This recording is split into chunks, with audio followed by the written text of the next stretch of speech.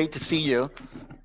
You as well. So excited to talk about our latest paper, The Liquidity Yeah, Landscape you guys would really, 2024. really good paper that puts this into perspective. You're the head of U.S. index investment That's strategy correct. at S&P.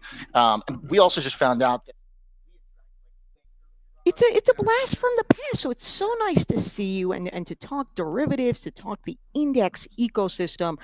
You're right. We have lots of numbers, and happy to give you a few stats, and we can run through it. And the increase in index equivalent trading volume for S&P Dow Jones Index volumes was up 20%, which is a Right. cool 50 trillion Right. year over year. Is that right? That's exactly right. Roughly $296 trillion tracking the products, tracking our indices at S&P DJI. A big chunk of that comes from the S&P 500. Their growth was roughly 50 trillion. If you look at just the S&P 500 alone, that's 273 trillion dollars in products tied to the S&P 500. Plus, if you tie products derived from the S&P 500, like sectors and factors, that gets you to $279 trillion. And what this really shows are the network effects of liquidity.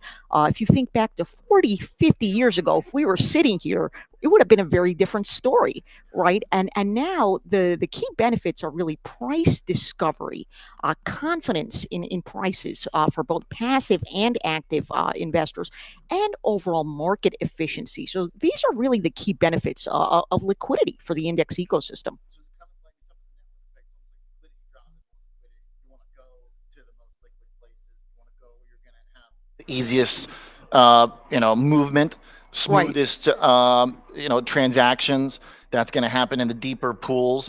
Is there a particular theme in terms of the year of past that 50 trillion of growth, Right. where that came from, either sector or style wise? Sure. Is there a bias in that growth? Sure. I mean, you hit one of them, which is sectors, right? Increased growth in sector and industry future volumes. If you think about top down asset allocation, more granular exposures to add to your sector toolkit, or industries being more tactical or for diversification purposes. Also, it's not just equities. We have a huge growing fixed income landscape as well, which is very exciting to see that in the indices space.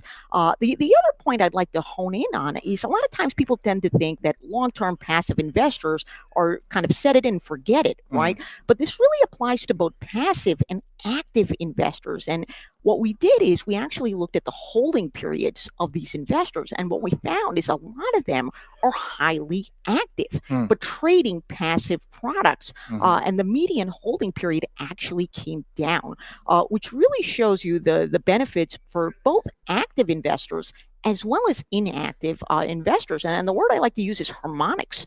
People are trading these index linked products at different frequencies. Right. And the continuum, active versus passive, continues to blur. So that's interesting that it's getting more active. And in the last year, index-based products make up almost 1/3 of the most traded securities. Right. And I think also too, to your point, we have these kind of main benchmarks that people think about, but everything else that's built around that kind of goes in line with a lot of the derivative conversations we've had. New products getting launched, Right. active traders. Last week, the retail kind of summit at Robinhood's conference.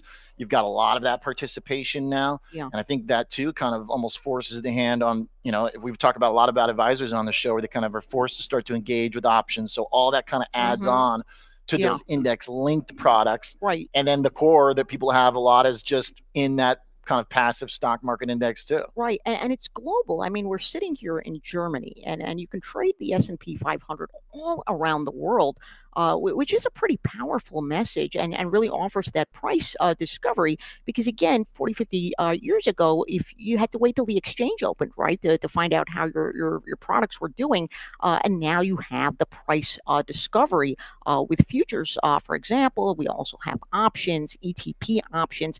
It continues to grow. The story is global, and really these connections, these network connections of risk transference, arbitrageurs, pricing things, and reducing those inefficiencies can really help. And just the robustness of the ecosystem continues to grow. They're all doing different things, but at the same watering hole, basically. Right. And like I said, it's really a continuum all the way from the long-term passive investor, right, tracking the S&P 500. And like I said, there's price discovery.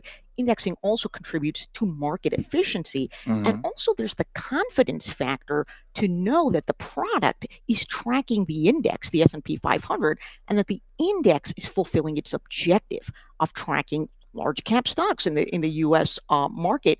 So this increased scrutiny, increased confidence, all really helps together to just bring it together. I love it because you kind of hear a lot of times this, you do kind of get this chorus of negativity with the amount of people that are trading, the amount of household wealth that's tied Right. to equities. And you hear a lot of kind of the negative crowd that say, oh, this is unsustainable. Not everybody, I think it is quite the opposite. In fact, when you have more engagement, to your point, transparency, efficiency, volumes, confidence, I mean, Right. as the ecosystem grows, it becomes more healthy, which is Right. why we call it like an ecosystem. Right. That's the way Eh, you that's want ex- participation. that's exactly right. And there's so many different nodes. We've talked about sectors. There's also factor exposures. There's dividends. There's Right. sustainability. These are also products derived from the S&P 500. There's also risk. Think about VIX related products.